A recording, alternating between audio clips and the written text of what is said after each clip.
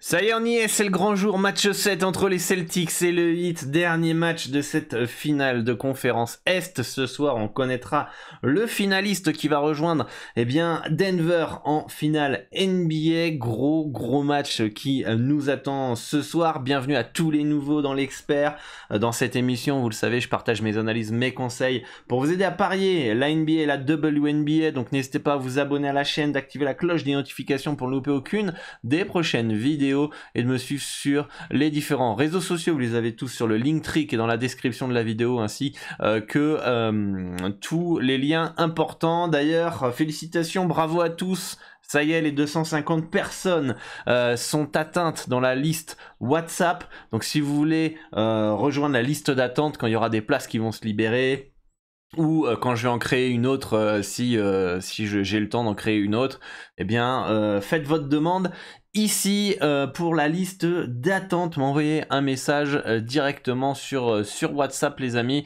Voilà, donc ce soir pas de WNBA, on a de la NBA avec ce match 7. Quel finish entre Miami et Boston lors du dernier match. Ça se joue à rien du tout, et on va pouvoir aborder ce match-là qui, au-delà de l'aspect tactique, d'accord les amis, ça va surtout être l'aspect psychologique dans ce match-là. On a Miami qui mène 3-0, aucune équipe dans l'histoire n'a remonté d'un 3-0. Donc il y a eu des Game 7, mais aucune équipe a gagné 4 matchs d'affilée. Et t'es à 0,2 secondes d'aller en finale et tu menais 3-0 en plus dans cette série. Psychologiquement, ça fait mal aux têtes ce qui s'est passé pour le Heat. Mais s'il y a bien une équipe qui mentalement est costaud, a de l'expérience, a des joueurs qui ont vu beaucoup de choses en NBA, qui ont de l'expérience, qui ont déjà fait des finales NBA, qui ont déjà été champions pour certains, s'il y a bien une équipe qui pourrait tenir sur ses deux jambes avec ce qui s'est passé, je pense que c'est bien Miami. Et Boston qui a récupéré l'ascendant psychologique, qui est en confiance, qui finalement n'a plus rien à perdre, quoi. Finalement, voilà, ils ont fait le comeback et on pourra absolument rien leur reprocher du côté des fans. La pression est peut-être un peu plus du côté du Heat. Il y aura le TD Garden qui va booster, qui va pousser.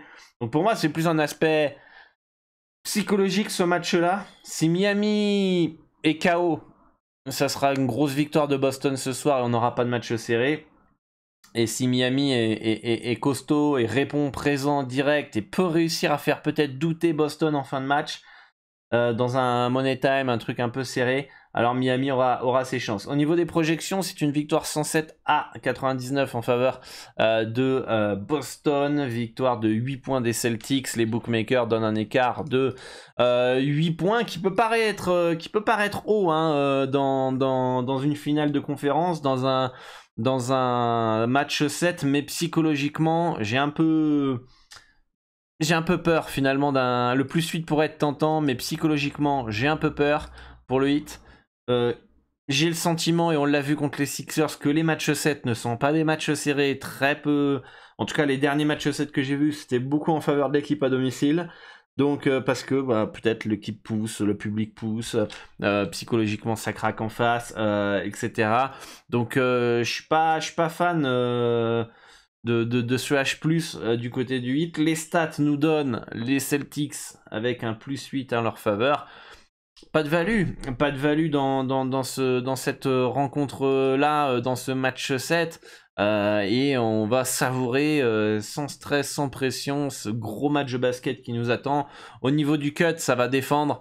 Il va y avoir moins de points que d'habitude, donc ça je l'ai pris en compte. Cut pour ma part de 206 points. Les bookmakers mettent un cut à 205, à 2,02. Et c'est très très bien placé. Donc il y a la seule chose à faire ce soir, c'est de mettre le réveil pour ceux qui vivent en Europe, ceux qui vivent sur le continent américain, c'est de se mettre devant le match et kiffer ce moment de basket. On va espérer avoir un gros match serré et disputé. Si on peut avoir le même finish cruel qu'on a eu lors du match 6 Ça sera très bien. Donc voilà, pour moi, rien à faire dans cette rencontre. Passons pour les performances joueurs. Alors là, attention, les performances joueurs, il y a aussi pas mal de choses à dire, les amis. On va commencer avec Kyle Lowry. J'ai sélectionné aujourd'hui des joueurs que j'estime très valus, et vous allez le voir par rapport à leurs stats. Je suis assez surpris d'ailleurs que les codes soient si bas. Ok, mais j'ai une explication à cela.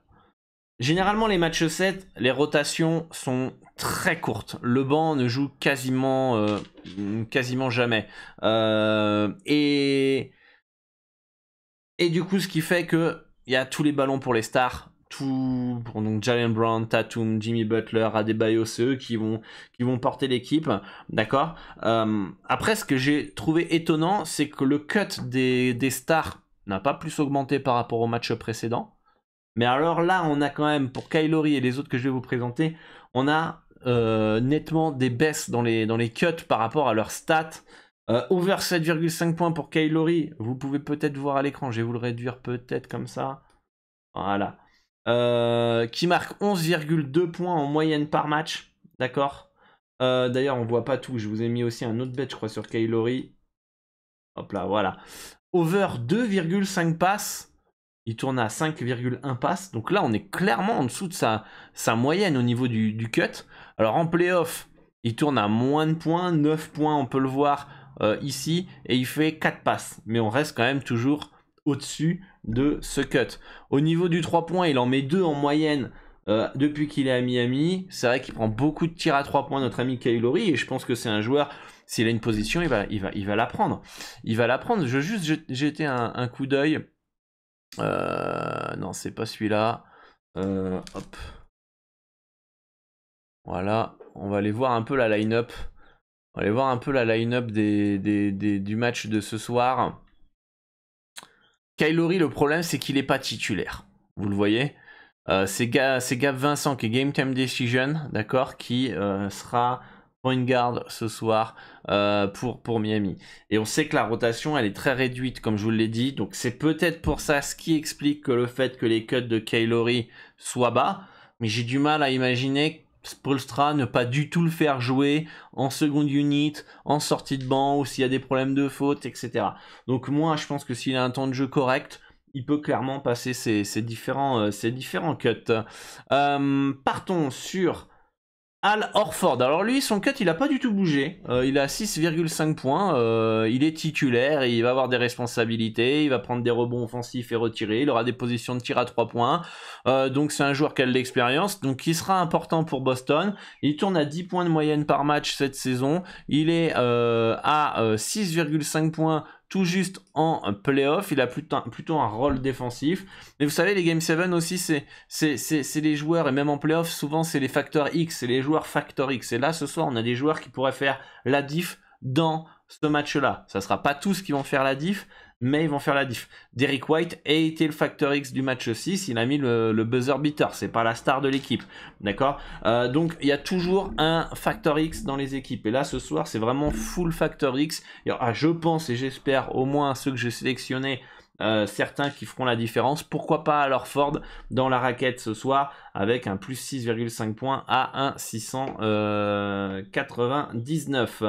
Malcolm Brogdon, pareil, pas du tout titulaire dans cette équipe de Boston, hein, si je me trompe pas. Hein. C'est Derrick White et Marcus Smart qui sont titulaires. C'est un joueur qui pourtant a eu certaines responsabilités dans les tours précédents.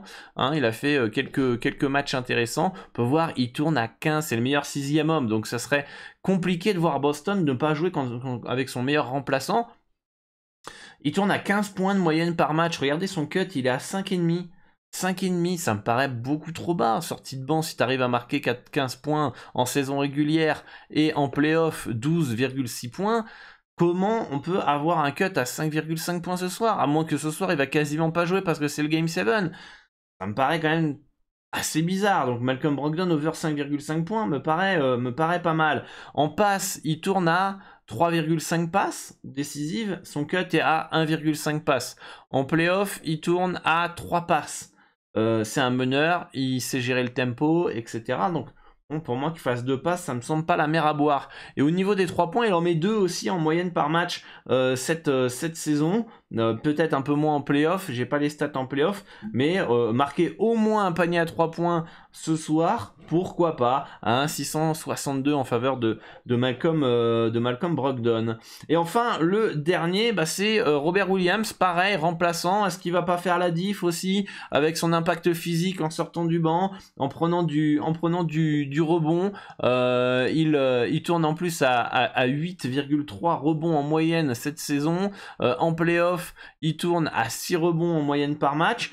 Donc sincèrement, si les mecs ils restent encore dans leur standard et dans leur moyenne, peut-être un peu plus bas parce que ils ont moins de temps de jeu et on est en Game 7, on reste quand même au-dessus de ce qu'on pourrait s'attendre. Donc pour moi, ça me pourrait être potentiellement intéressant. Et on a le over 0,5 passes qui celui-là est un poil osé, cote à 1,97 puisqu'il tourne à 1,5 passes en moyenne cette saison.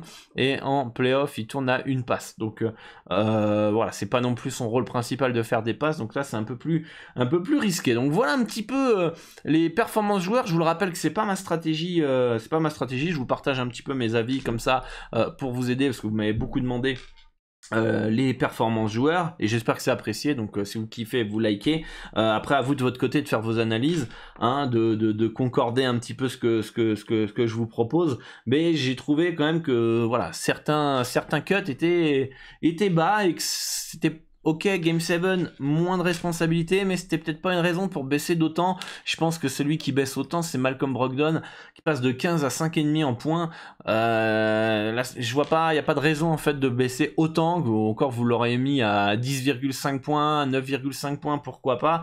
Mais 5,5 points, c'est-à-dire que même à Ford, il a plus de chances de marquer plus de points que Malcolm Brogdon, alors que sa moyenne en saison est beaucoup plus basse. Il y a un truc qui va pas. Bref, on verra ce soir les amis.